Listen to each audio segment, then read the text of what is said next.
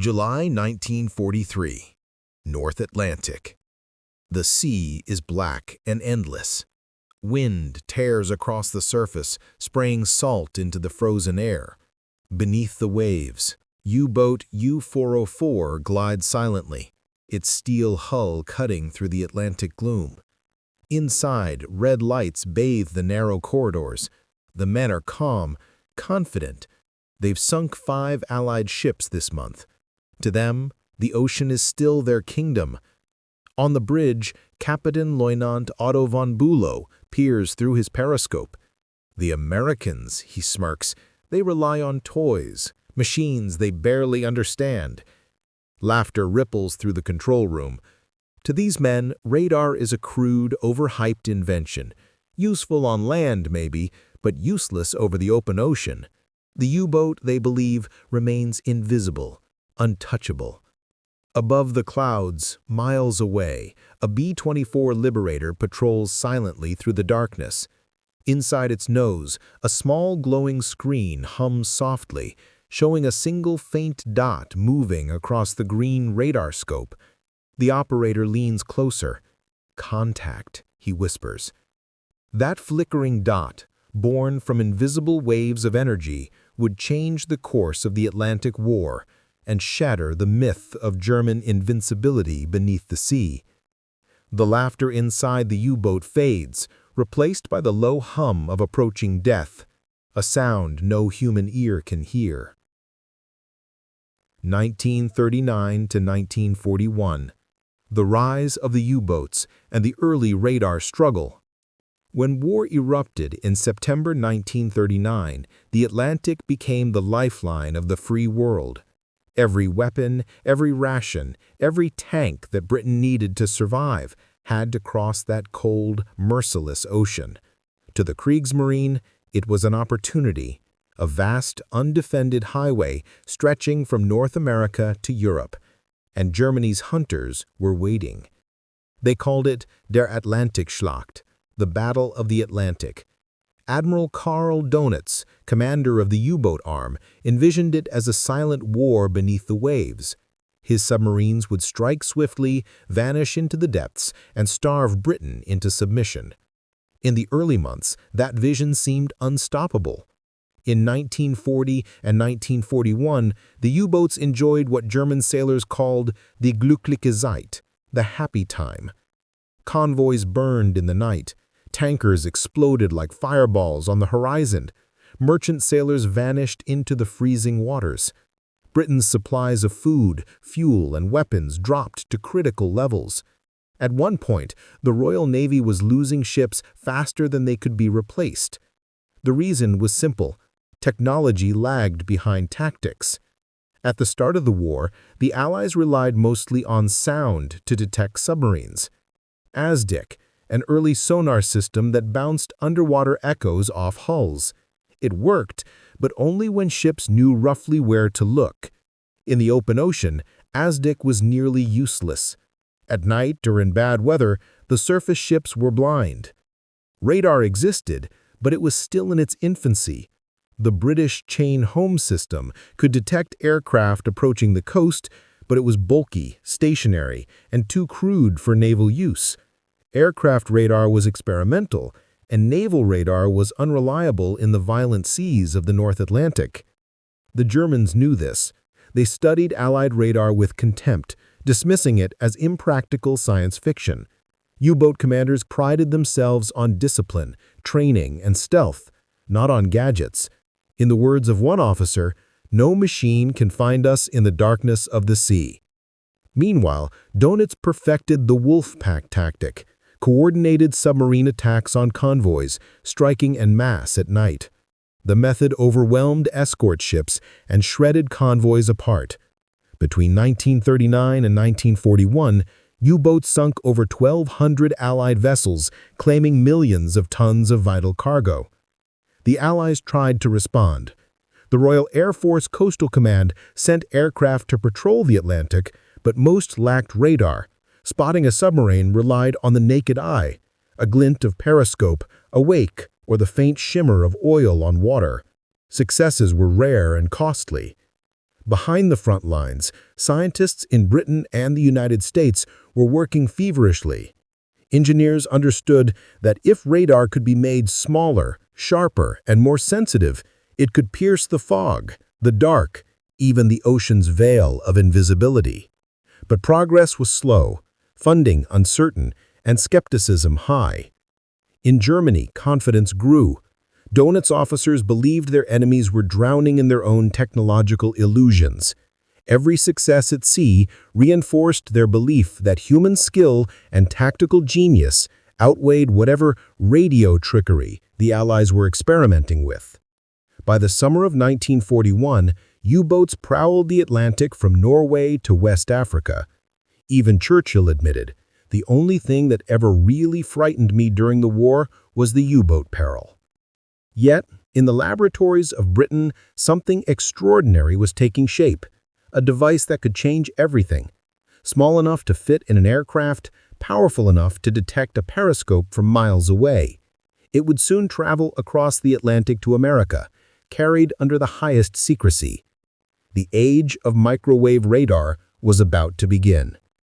And while German commanders celebrated their triumphs, they had no idea that the very technology they mocked would soon illuminate the ocean's darkest depths, turning their hunters into hunted. 1941 to 1943, America enters the war and the rise of centimetric radar. When the United States entered the war in December 1941, the Atlantic battle expanded overnight. What had once been Britain's desperate struggle now became an Allied crusade, but also a wider hunting ground for the U-boats. Dönitz saw opportunity. America's east coast was brightly lit, its merchant routes poorly guarded, and its defenses uncoordinated. Within weeks, German submarines began Operation Pauschenschlag, drumbeat. U-boats crept close to American shores, attacking tankers within sight of city skylines. Fires burned off Cape Hatteras, oil slicks drifted toward Long Island. The Americans were stunned. In those early months of 1942, the Atlantic was a graveyard of ships. U-boats sank nearly 500 Allied vessels in the first half of the year alone. Fishermen reported torpedoed ships visible from the beaches. It was the second happy time for the Germans. The U.S. Navy, unprepared for submarine warfare on this scale, scrambled to adapt. Its sonar systems were effective only in limited range, and night patrols relied on moonlight and luck. Radar existed, but only in cumbersome long-wavelength versions that blurred everything on screen. Waves and ships appeared as the same indistinct haze. Then came a spark of transatlantic cooperation that would change the course of the war. In September 1940, before America had even joined the conflict, the British had secretly shared one of their greatest scientific breakthroughs, a small metal device known as the cavity magnetron. It could generate extremely short radio waves, centimetric in length, capable of producing sharp, high-resolution radar images. That exchange, part of the Tizard mission, would become the foundation of Allied radar supremacy. Once the magnetron reached the U.S., it landed in the hands of scientists at the Massachusetts Institute of Technology's Radiation Laboratory, the legendary RAD Lab. There, engineers, mathematicians, and physicists transformed the British prototype into a robust, compact radar system that could fit inside aircraft and ships. Unlike earlier sets that operated in meter-long wavelengths, the new microwave radar could distinguish a submarine's conning tower from the surface of the sea. By early 1942, prototypes were being mounted on destroyers and patrol aircraft. The SCR-517 and ASV Mk III radars began to detect surface submarines even on moonless nights. But at first, results were inconsistent, and pilots were unsure how to interpret the screens. Training and refinement took months. Meanwhile, U-boats continued their rampage. German propaganda trumpeted endless Allied losses, and Berlin's high command considered the Atlantic campaign its most promising front. To Dönitz, radar remained a negligible threat. German engineers developed the Metox radar detector, a small box that warned U-boats when they were being scanned by Allied long-wavelength radar. It gave crews time to dive and escape. For a few months, METOX restored confidence, but it was a false victory. The new Allied radars worked on much shorter wavelengths, beyond METOX's ability to detect. The U-boats were being watched without realizing it. By late 1942, radar-equipped aircraft began appearing over the mid-Atlantic, regions once considered safe from air patrols. British and American bombers could now spot submarines in darkness and bad weather, directing surface escorts with precision. On November 5, 1942, a U-boat returning from patrol was detected and sunk near the Bay of Biscay. Its captain, one of Dönitz's most trusted men, had reported no sign of aircraft before the attack. To German intelligence, it was a mystery. To Allied scientists, it was proof. The new radar worked. As more U-boats had vanished without warning, the Kriegsmarine grew uneasy. Radio intercepts recorded Dönitz's frustration. "We are losing boats at night, in fog, in places no aircraft should find us." The Americans were finally turning the tide, not with more ships or depth charges, but with invisible waves that swept across the ocean, exposing what had once been untouchable. And in early 1943, those invisible waves began to rewrite the fate of the Battle of the Atlantic. The hunters, for the first time, were about to become the hunted. The human angle. Pride beneath the waves. Inside a U-boat, life was claustrophobic, damp, and suffocating. But for many German sailors, it was also a mark of honor. They considered themselves the elite of the Kriegsmarine, warriors of the deep who struck unseen and slipped away before the enemy could even react. Each patrol brought new medals, new propaganda heroes, new symbols of German efficiency and courage. But beneath that pride lay fatigue and fear. Weeks underwater eroded morale. The stench of diesel, sweat, and salt water mixed with the knowledge that death could come at any moment. A depth charge, a sudden explosion, a hull breach. Still, crews held firm to one belief. They were invisible. Letters recovered from captured U-boat sailors reveal how deeply this conviction ran. "They can't see us," one wrote. "The Americans rely on their machines. They don't understand the ocean." That arrogance wasn't just bravado, it was institutional. The German Naval Command had taught its men that Allied technology was overrated, that radar was an unreliable curiosity. Experience seemed to prove it. For years, the U-boats had hunted freely, and no radio magic had stopped them. It was this deeply rooted confidence, almost faith, that would make their downfall so shocking. The technological angle, the power of the invisible. The radar revolution of 1942-1943 was a war fought by engineers and physicists as much as admirals and captains. The British Magnetron, a palm-sized copper cylinder, became the beating heart of a new generation of radars. It produced wavelengths of just a few centimeters, enabling the Allies to detect the smallest metallic object above the ocean's surface. When these radars were installed in aircraft like the B-24 Liberator, B-17 Flying Fortress, and Wellington bombers, the transformation was immediate. Pilots who once relied on moonlight could now see in total darkness. A faint echo on the screen meant a surfaced submarine, often charging its batteries, unaware it was already marked for death. On the surface, Allied destroyers received similar upgrades. The Type 271 radar fitted to British ships and the SG radar on American vessels could pick up periscopes and conning towers miles away, even through fog or storms. For the first time in the Atlantic War, detection was no longer guesswork. While German engineers dismissed these developments, the Allies were integrating them into a complete detection network. Aircraft, ships, and intelligence working in perfect synchronization. Radar was no longer just a defensive tool, it became a weapon of precision. The Allied innovation angle. Science and strategy unite. The turning point wasn't only in technology, it was in collaboration. In late 1941, Churchill and Roosevelt agreed that scientific exchange between their nations would be unrestricted. The British Magnetron crossed the Atlantic, and American mass production made it scalable. Within months, what had once been a secret prototype was rolling off assembly lines in hundreds. The MIT Radiation Lab became the nerve center of Allied radar innovation. Hundreds of young scientists, many of them barely in their 20s, worked all day and all night. Some of them had never seen the ocean, yet their inventions would decide its fate. One of them later said, "We were fighting a war with equations." By 1943, Allied radar training schools were producing operators who could interpret screen patterns faster than seasoned navigators could read a map. Convoy escorts began to coordinate attacks through radar triangulation.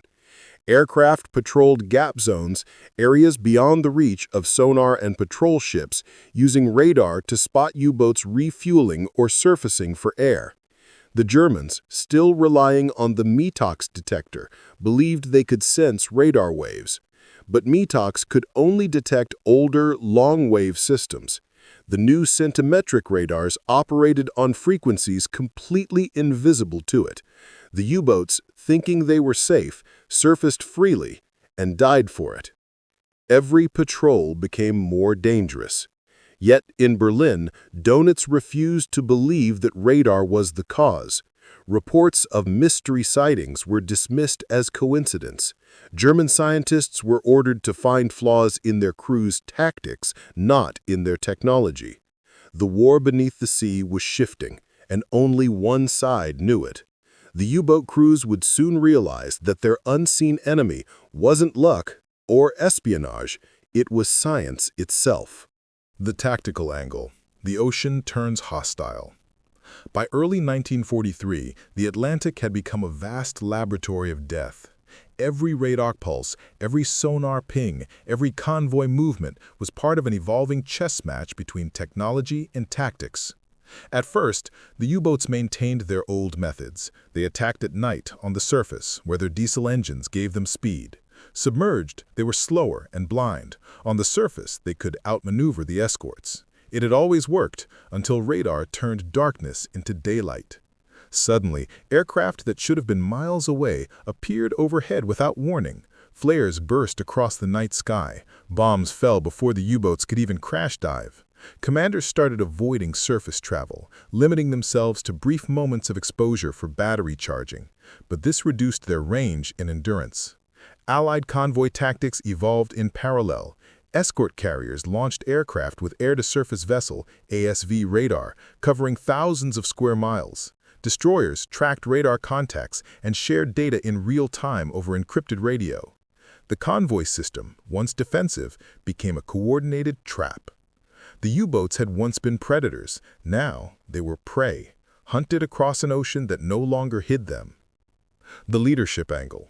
Dönitz versus King. The Battle of the Atlantic was as much a duel of minds as of machines. Admiral Karl Dönitz, commander of the U-boat arm, was a strategist of precision and belief. He trusted in his doctrine, in his men, and in Germany's industrial might. His wolfpacks system had humiliated Britain for years, and he saw no reason to abandon it.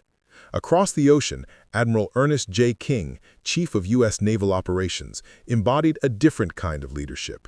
Impatient, ruthless, and willing to gamble on innovation.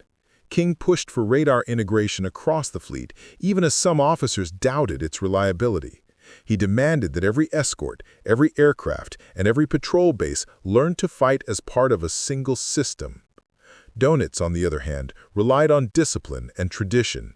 He believed his men's morale and tactics could overcome whatever scientific toys the Allies fielded. Reports of radar sightings were brushed aside. Officers who questioned the command's understanding were told to improve their tactics. When Dönitz finally realized that radar was the unseen weapon behind the rising losses, it was too late. His requests for counter-technology were delayed by the Reich's collapsing research priorities. Jet engines, rockets, new tanks. The U-boat fleet, once Germany's pride, became a neglected instrument of an empire chasing too many miracles. The enemy perception angle. disbelief and despair. As 1943 unfolded, the German Navy entered a psychological collapse. Losses mounted faster than replacements could be trained. Entire wolfpacks vanished without sending a single distress signal. Captured survivors spoke of terror, the feeling of being hunted by something they couldn't see or hear. At first, the Kriegsmarine suspected betrayal. Dönitz ordered counterintelligence operations to hunt for spies. Maybe, he thought, the Allies were tracking U-boats through radio intercepts or decoded Enigma messages.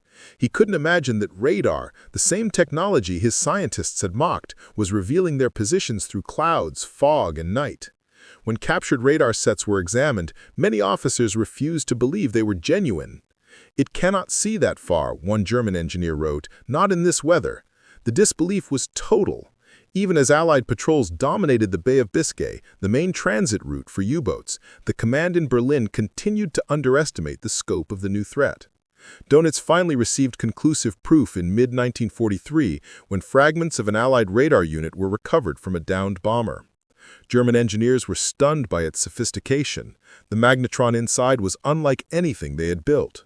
For the first time, the German Navy grasped the scale of the technological gap. But by then, the damage was done. Radar had not only exposed the U-boats physically, but it had shattered their confidence. Crews began refusing night surfacing, patrols shortened, and morale collapsed. The hunters no longer stalked the sea with pride. They crept through it afraid of the sky. And soon, that fear would be justified, because 1943 was about to deliver the moment that ended the U-boat empire forever. 1943. The radar war reaches its peak. The year 1943 began with hope for the U-boat fleet, but it would end in ruin. At first glance, nothing seemed to have changed. The Atlantic was still vast. The convoys still sailed in long lines through icy seas. German propaganda still spoke proudly of the iron wolves hunting beneath the waves. But something invisible now haunted that ocean. Something the Germans could neither see nor comprehend. In January, Allied radar had matured into a weapon of precision. B-24 Liberators from RAF Coastal Command and U.S. Navy squadrons began sweeping the Atlantic from bases in Iceland, Newfoundland, and the Azores. Their radar screens glowed green in the dark, tracing faint echoes, each one a potential kill. To the crews, it felt almost supernatural, the ability to see through darkness, cloud, and distance. Every night, submarines that surfaced to recharge batteries or ventilate their cabins became targets. Pilots reported the eerie sight of conning towers illuminated by searchlights seconds before impact. Bombs and depth charges tore through steel hulls before the submarines could dive. The Germans had no answer. Their radar detectors, Metox, and later Hagenuk's Tunis, were deaf to the short, powerful centimetric waves emitted by Allied aircraft. Crews who trusted those detectors were doomed. They would surface confidently, see nothing on their dials, and within minutes be attacked. Admiral Dönitz began to notice the pattern. Reports arrived daily. U-264, lost without trace. U-489, destroyed by a Sunderland flying boat. U-200, vanished near Iceland. At first, Dönitz blamed Allied code-breaking, but his signals officers insisted Enigma remained secure.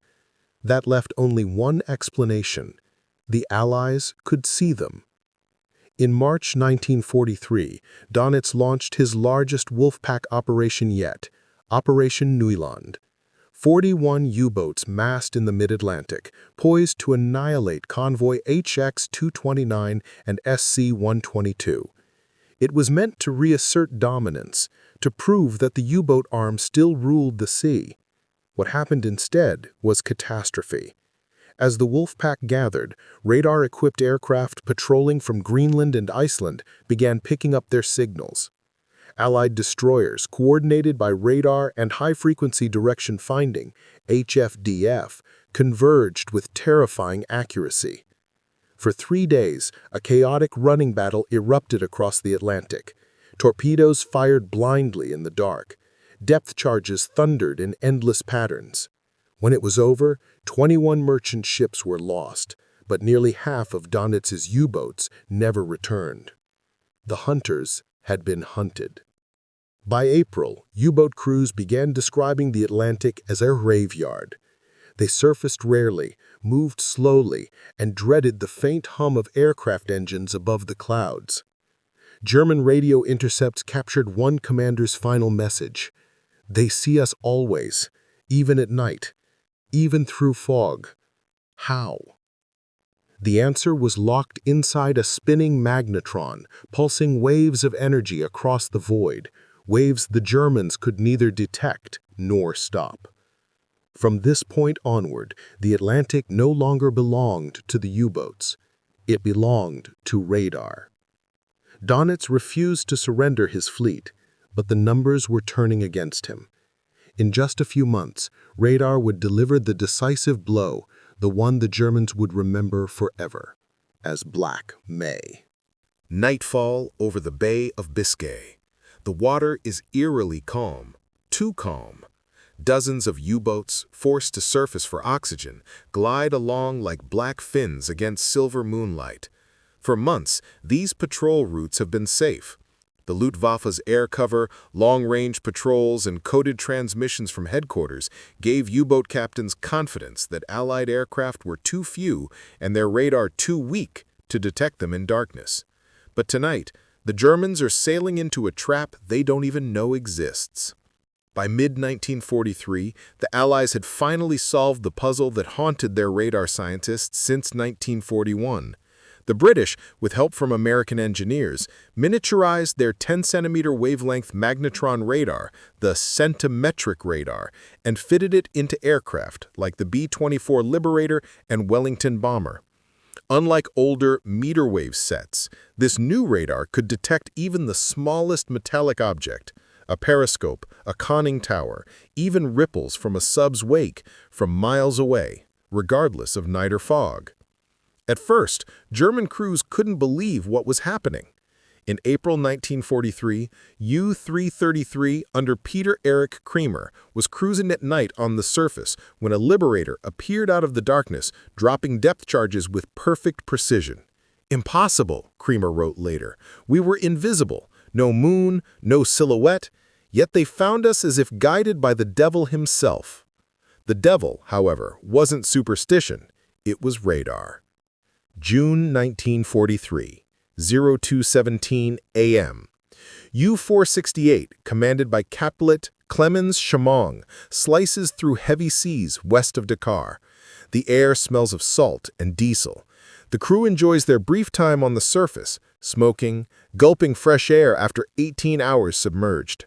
Suddenly, the sound operator hears a distant hum, strange, rhythmic, not quite an aircraft engine. The men dismiss it. "Probably thunder," someone mutters. Then the darkness erupts. A B-24 Liberator swoops in from above, its searchlight cutting through the blackness like a blade. The sea explodes with white water and flame as depth charges crash around the submarine. One hits close, too close. The conning tower shatters. Fire races across the deck. Chamong orders the impossible. "Hold your positions. Return fire." Twin 20mm flat guns blaze into the sky, lighting the storm with tracer streaks. The Liberator takes a hit, trailing smoke, but it drops one final bomb that detonates alongside U-468's hull. The submarine breaks in half and sinks, taking 45 men to the bottom. The Liberator, burning, barely makes it back to base. The Germans recover the wreckage weeks later, and in it they find a strange radar antenna, unknown to them. It operates on an entirely new frequency. That discovery sends panic up the German command chain. Berlin realizes something horrifying. Their U-boats aren't being spotted visually. They're being hunted by an invisible eye. In response, the Germans rush to deploy the Metox radar detector, a wooden box that clicks whenever it senses Allied radar signals. Crews cling to it like a lucky charm. "If the Metox is silent, we are safe," one sailor wrote. But what they didn't know was fatal. The Allies had already switched to centimetric radar, and the Metox couldn't detect it. Worse, its crude electronics emitted weak radio signals, which the Allied aircraft could actually home in on. In trying to hide, the U-boats had unknowingly made themselves easier to find. By the summer of 1943, the Battle of the Atlantic had turned. Convoys that once lost 10 ships a night were now crossing safely, while the hunters, the proud U-boat wolves, were being torn apart by unseen predators from the sky. The famous Russian wolfpack, 30 submarines strong, was sent to intercept convoy ONS-5 in May 1943. It became a slaughter. The moment a U-boat surfaced to attack, radar-equipped aircraft pounced. One by one, submarines were bombed or forced to dive so deep that their hulls cracked. Out of 30 boats, only 12 made it home. The rest were gone, erased by machines that saw in the dark. Dönitz, the Lion of the Atlantic, was devastated. His once proud fleet of hunters was now losing faster than Germany could build replacements. "We are fighting blind," he admitted. "Our enemy has taken away the night." The ultimate test, U-505. One of the last desperate attempts to adapt came with U-505 patrolling near West Africa in 1944.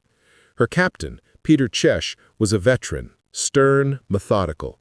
He knew radar was everywhere now, so he ordered his crew to remain submerged during daylight and surface only briefly at night. But the Allies had turned radar into a constant presence.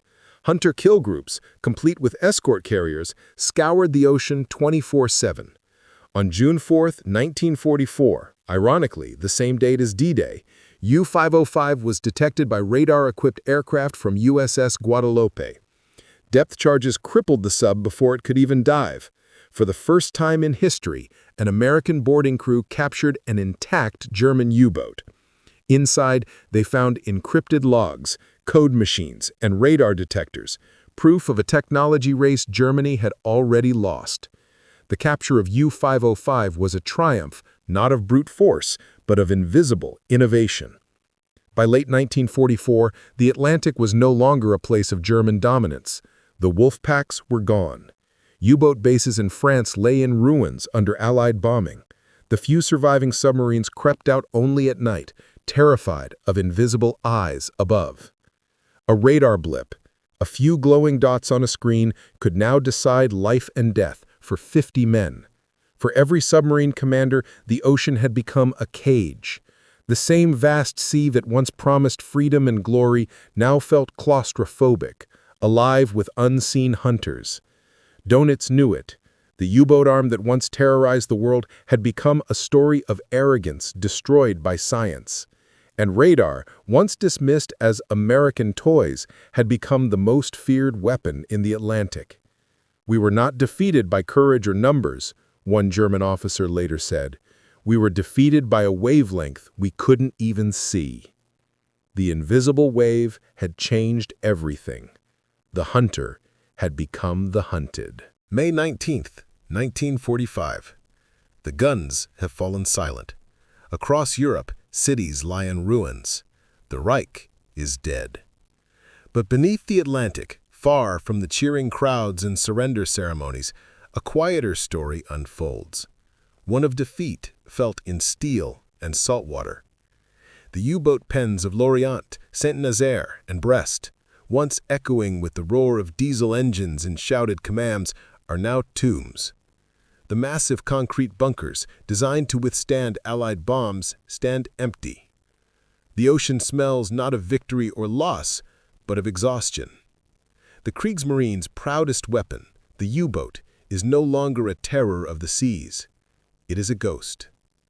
At the start of 1945, over 1,000 submarines had been built for the German Navy. By the end, more than 780 had been lost. Tens of thousands of sailors, men barely out of their teens, never returned from patrols. Their final resting place lies hundreds of meters below the surface, scattered across the Atlantic like cold metal graves. In Dönitz's headquarters, maps that once displayed confident U-boat routes across the North Atlantic are now marked with black pins, each one a lost submarine, a lost crew. Even Karl Dönitz, who briefly succeeded Hitler as Germany's final leader, looked upon those maps with disbelief. "We built the finest submarines in the world," he told his staff, "but we sent them into a war that technology had already decided." The realization cut deep. The U-boat war wasn't lost through cowardice or lack of will. It was lost to radar, code-breaking, and relentless adaptation. When the surviving crews finally surfaced at Allied ports to surrender, they stepped out pale, emaciated, and silent. Some wept as they looked around, seeing the faces of their former enemies who had outthought, not just outfought, them. At Loch Erebol in Scotland, hundreds of U-boats gathered under white flags, escorted by Royal Navy destroyers. The black submarines lined up in eerie silence, their crews standing on deck, staring down into the waters that had swallowed their comrades. British sailors noticed something strange. The Germans didn't look defeated, they looked haunted. One officer wrote in his diary, "They did not speak of surrender, they spoke of silence, of how the sea had gone quiet at the end." The once feared wolfpacks were now a broken pack, leaderless, shattered, and hunted to extinction. When the Allied engineers examined the captured submarines, the findings were shocking. The Germans indeed had made remarkable advances in submarine design. The Type 21 electroboat, with its sleek hull and revolutionary underwater speed, was years ahead of its time. But it was too late. The radar revolution had already changed naval warfare forever. American B-24s, British Sunderlands, and escort carriers had turned the Atlantic into a radar-scanned grid. The Allies had even developed airborne surface vessel radar, or ASV Mk3, that could track submarines through storms, and Leigh Lights that illuminated them for final attack. By the time the Type 21 entered testing, the U-boat crews knew the truth. There was no hiding anymore.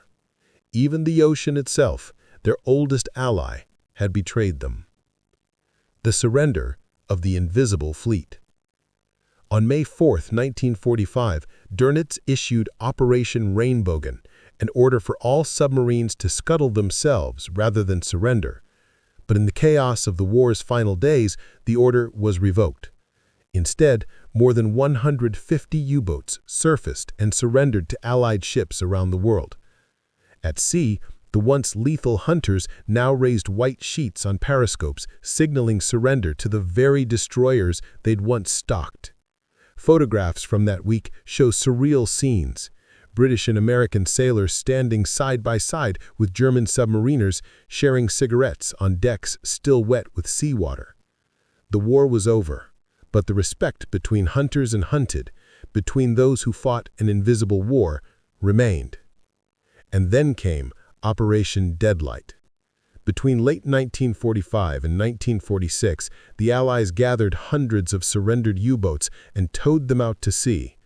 One by one, they were scuttled, blown apart by explosives or sunk by gunfire. The Atlantic consumed them quietly. To this day, the wrecks lie there in rows, a graveyard of steel and pride. The Battle of the Atlantic had proven one thing beyond doubt: technology, not numbers, decides wars. Radar had matured from a primitive experiment into a decisive war-winning force. It guided bombers, guarded convoys, and exposed what was once invisible. The lessons learned from that invisible war laid the foundation for modern surveillance, sonar, and electronic warfare. British scientist Sir Watson Watt, one of radar's pioneers, later said, "The war was not won by the man who pulled the trigger, but by the man who made the trigger see." For every German submarine lost, radar had become sharper, faster, more precise. What began as a desperate defense against unseen U-boats ended as a global awakening to the power of electromagnetic warfare. The Atlantic, once ruled by stealth and darkness, had become transparent. In post-war Germany, U-boat veterans spoke rarely of their missions. When they did, it was with reverence for the sea and for the silence it demanded. They knew that bravery alone had not saved them, nor had it doomed them. It was the quiet hum of a radar screen somewhere in the sky, the faint signal of a technological age dawning. For the Allies, victory brought relief, but also humility. They realized how close the world had come to starvation, how fragile the balance of the Atlantic truly was. The Battle of the Atlantic had cost over 70,000 lives, sailors, airmen, and merchants alike. And though radar had triumphed, the sea never forgets. As the war ended, one British radar operator who had tracked U-boats night after night from a darkened aircraft wrote in his logbook, "They never saw us coming, but I still see them every time the screen flickers. Little echoes, fading into nothing. Gone, but not forgotten." The waves roll on. The radar screens are dark, and beneath them, the ghosts of the Battle of the Atlantic still sleep, guarding the silence they once ruled. The end of the U-boat war was not merely a German defeat, it was the dawn of a new era, an invisible revolution that would forever alter the way nations fought, communicated, and survived. Radar, once dismissed as a blind man's crutch, had proven itself the most transformative invention of the Second World War. Its legacy reached far beyond the cold waters of the Atlantic. It reshaped strategy, science, and even the human understanding of visibility and control. The invisible advantage. After the war, Allied scientists reviewed classified reports from Coastal Command and the U.S. Navy. The numbers told a stark truth. By 1943, radar-equipped aircraft were 10 times more effective in anti-submarine patrols than those without it. Every technological leap, the Magnetron, the Leigh Light, centimetric radar, had tipped the scales further. The Germans had tried to counter with new detectors and stealthier designs, but by the time they caught up, the Allies had moved 2 generations ahead. It was the first true electronic arms race in history, fought not with bullets, but with frequencies. As peace settled uneasily over Europe, radar didn't retire. It evolved. By 1946, both the United States and the Soviet Union were investing heavily in radar-based early warning systems. What had once tracked submarines now scanned the skies for bombers and missiles. In the Arctic, massive radar arrays formed the D-Line, Distant Early Warning Network, a wall of sensors stretching across Alaska, Canada, and Greenland, designed to detect nuclear attack. The logic was the same in 1943. Survival depended on seeing the threat first.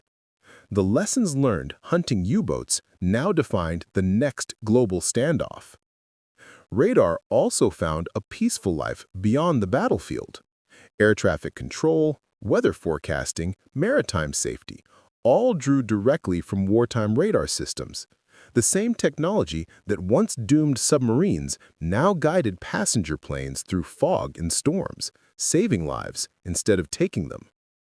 When a storm warning flashes on modern weather radar, it carries within it the legacy of the Battle of the Atlantic, the triumph of detection over destruction.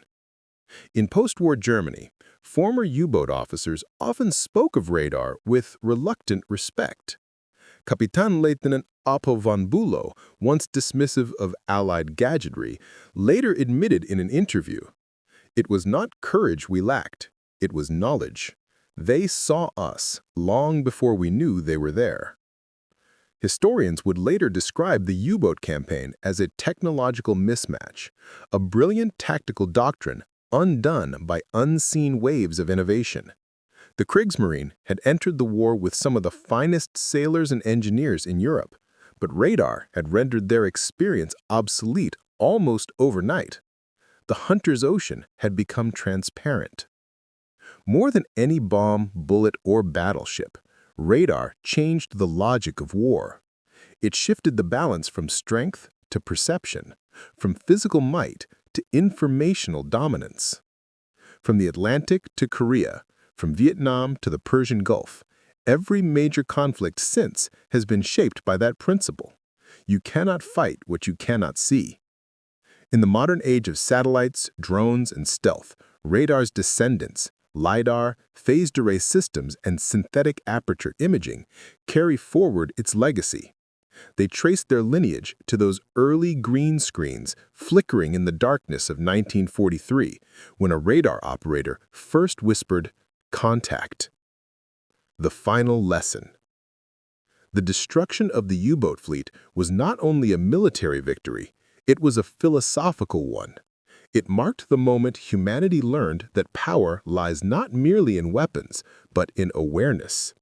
The men who mocked radar as a toy lived long enough to see it become the backbone of every modern Navy, Air Force, and defense system. The electromagnetic spectrum, once invisible and mysterious, had become the true battlefield of the 20th century. And in that invisible war, radar was the first great conqueror. The Atlantic rests quiet now, its surface unbroken but for the occasional ripple of a passing ship. Beneath it, the remnants of U-boats still sleep in their rusting graves, mute witnesses to a truth that transcended their time. In war, what you cannot see can destroy you, but what you learn to see can save the world. The ocean has forgotten the names of the men who fought beneath it, but it remembers their silence. Today, the wrecks of the U-boats lie scattered across the seabed, rusting monuments to both human brilliance and human blindness. Some rest upright, others split open, their steel ribs reaching upward like skeletal hands.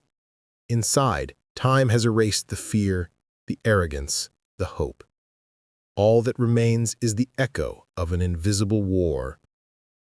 What destroyed them wasn't hatred or overwhelming firepower. It was understanding. The Allies didn't just build better machines. They learned to see differently.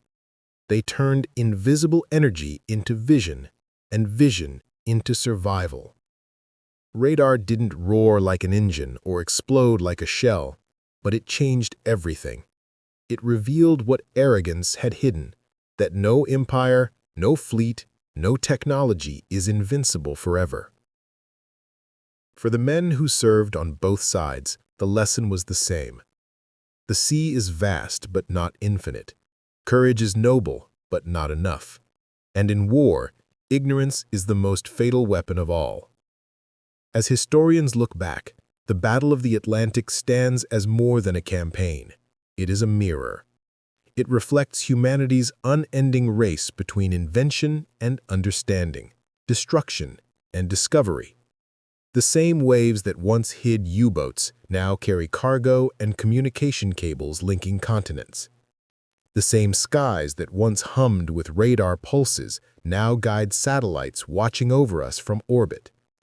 The tools have changed. The struggle to see and to be unseen has not. When a radar screen flickers today in a naval command center, it still whispers the story of those years. Of laughter inside a submarine, of a lone aircraft finding its mark in the dark, of invisible waves that ended an invisible empire. And if you listen closely, somewhere beneath the static, you can almost hear it, the quiet heartbeat of the ocean, and the faint, fading echoes of the men who once thought they ruled it.